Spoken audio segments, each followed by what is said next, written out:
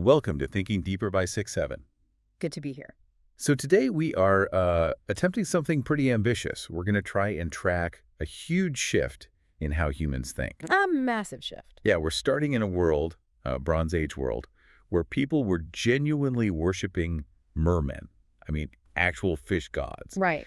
And from there, we're going all the way to the birth of the world's first major monotheism. It's a huge story. I mean, this is basically the granddaddy of both Christianity and Islam. It is. But, even though it's the origin for these two massive religions, Judaism itself is often a total mystery to outsiders. It really is. So that's our mission. We're going to unpack 4,000 years of history, look at a God you're actually supposed to wrestle with. Literally wrestle with. Exactly. And we're going to figure out why Judaism is as much about a people, a civilization, as it is a religion. Which gets us to maybe the most interesting part, the idea that you can be, deeply Jewish and not believe in God at all. The Jewish atheist. We will get there. But before we do, we have to start at the library. The beginning. Right. You walk into a hotel room, you see that Gideon Bible. It has an Old Testament and a New Testament. But for Jews, that just doesn't really work, does it? No, it's actually inaccurate from their point of view. They don't call it the Old Testament. Because old implies there's a new one. Precisely. A new one that sort of replaced it. And they just don't recognize the sequel. So they call it the Tanakh. And Tanakh isn't some random word, right? It's an acronym. It is. It stands for the three major sections of the Hebrew Bible.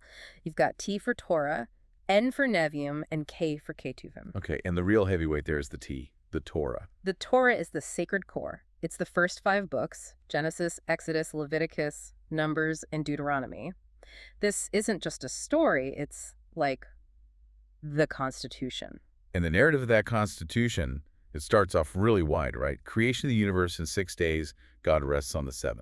And then it just zooms in. Right down to one guy and his family, Abraham. This is the pivotal moment. God tells Abraham, leave your home in Mesopotamia and go to a land called Canaan. Which is pretty much modern-day Israel. Correct. And that journey leads to the central idea in Judaism, the covenant. A deal. It is essentially a contract, a deal between God and Abraham. I just love the idea of making a business deal with the creator of the universe. Like, okay, here are my terms. It's surprisingly transactional in the text. God promises to make Abraham the father of a great nation, and he offers him and his descendants the land of Canaan. And in return, Abraham promises obedience. But every contract needs a signature. And this is where it gets pretty intense. It needed a physical marker. Yeah. To seal the deal, God says, every man-child among you shall be circumcised. It's a way to literally cut the deal into the flesh of the people. A permanent physical sign of this agreement. It binds the people to God in a very physical way. And that practice, it survived for thousands of years. Now, before we dive deeper into who this God actually is, and trust me, the jump from mermen to this God is just wild. I have a small request. Okay. If you like my channel, please subscribe and press the like button. It really does help us keep these deep dives coming. It does. So, God. Let's talk about God. The world Abraham lived in wasn't empty. Oh, no, it was a marketplace of gods. It was completely polytheistic. The source material we're looking at mentions you had your Marduks, your Nurgles, and Dagon. Dagon. Fancy merman. People were actually worshiping a fish god. It was very common in that region. Dagon was often shown as a sort of fish-human hybrid, but this is what makes Abraham so revolutionary. He didn't just pick a different statue off the shelf. Not at all. He rejected the entire system. He said there is only one God. Monotheism. And it wasn't just a, my God is tougher than your fish god kind of thing. No, it was a complete shift in what divinity even was. This God, Yahweh, was abstract. He was eternal, all-powerful, the source of morality. And crucially, no kids, no rivals, no equals. That's a serious upgrade from a bunch of bickering idols. The name itself is fascinating, too. The source calls it the Tetragrammaton. Which is really just a fancy Greek way of saying the 4 letters. In Hebrew, it's YHWH. But I wouldn't hear anyone actually say that name in a synagogue today. Never. The real pronunciation was lost after the temple was destroyed. And even if they knew it, it's considered far too holy to speak out loud. So what do they say instead? Well, scholars might say Yahweh, but an observant Jew will say Hashem, which just means the name, or Adonai, which means my Lord. And they often won't even write the word God out fully in English. They'll write G-D. That's right. It's to prevent the name of God from being, erased or thrown in the trash if the paper gets discarded. It just shows how deep that idea of holiness goes. And that's a level of reverence that's Yeah. it's hard to process. But here's the twist for me.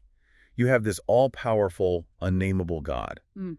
But the relationship isn't just about silent obedience. Not at all. And this is probably the key to the whole Jewish mindset. The relationship is interactive. The best story for this isn't Abraham obeying, it's his grandson, Jacob. The one who gets into a literal wrestling match with God. Or an angel, the text is a bit mysterious on that point, but he wrestles this being all night long. He just refuses to let go. And because he struggles, his name gets changed. It gets changed to Israel. Which means... One that struggles with God.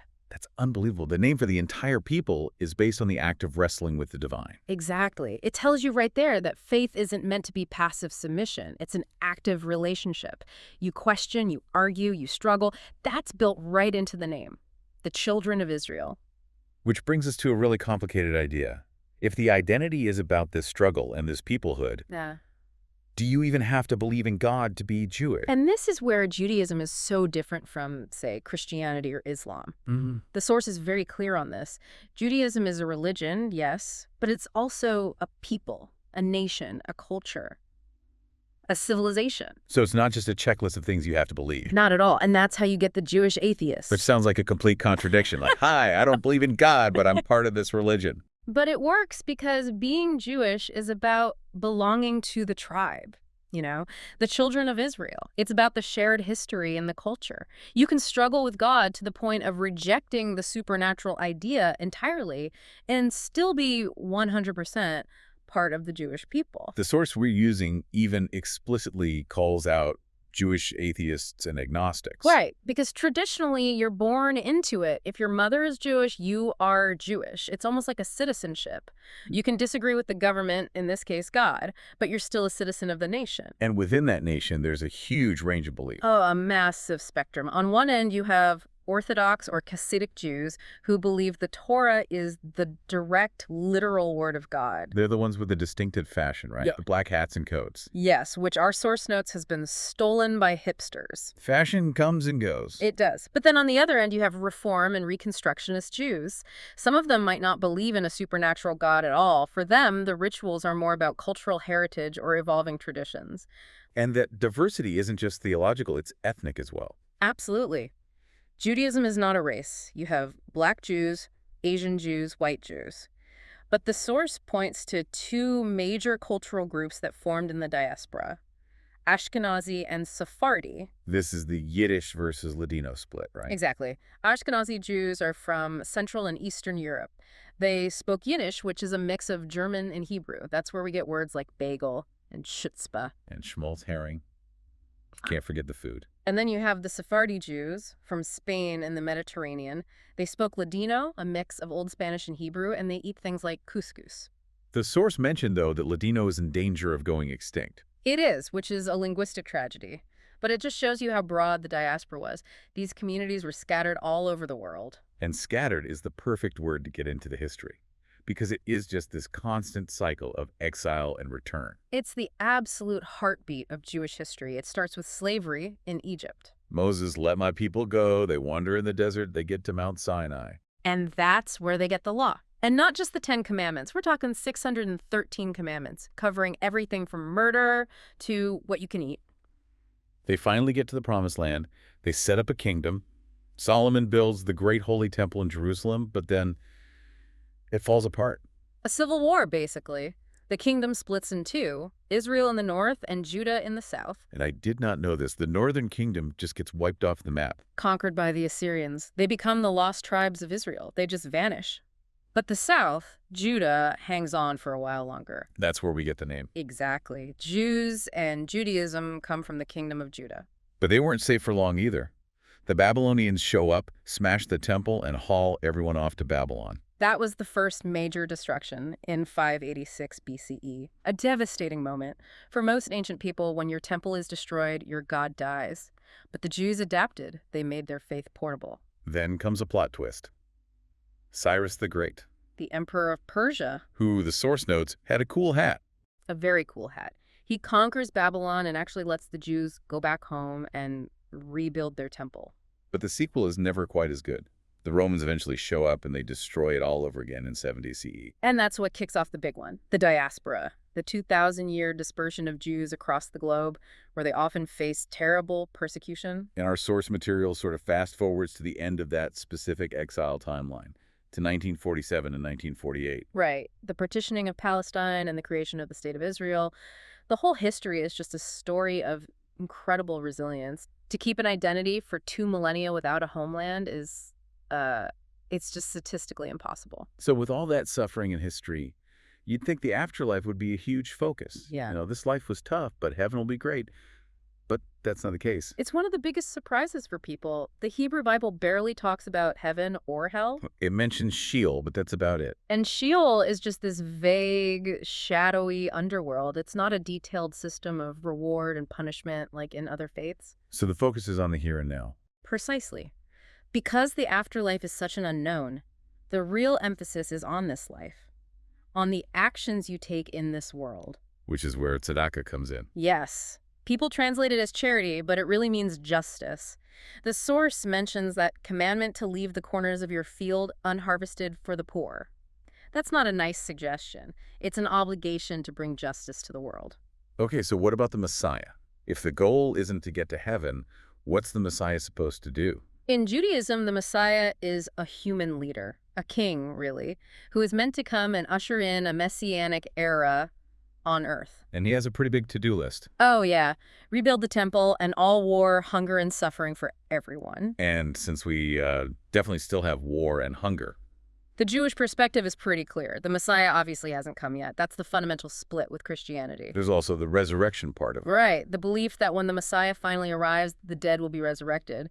And this directly impacts modern Jewish law. Which forbids cremation. Exactly. And the source mentioned that if you lose a limb in life, it's supposed to be saved and buried with you. So you can be whole for the resurrection. It's a very physical, this world kind of hope. Okay, let's bring it down to daily life for a minute. We've got the grand history, the deep theology. What does it look like day to day? Well, the biggest ritual is Shabbat, the Sabbath. The seventh day of rest. God rested, so you should rest. But rest is a very specific thing. It's about disconnecting from creative work. No commerce, no shopping, no driving. No phones. For the most observant, no using electricity at all. It's a forced timeout from the world to reconnect spiritually. I think we could all use a day without phones, to be honest. Okay, we have to talk about the food. Kosher. The dietary laws, very intricate. Right, I knew about no pork.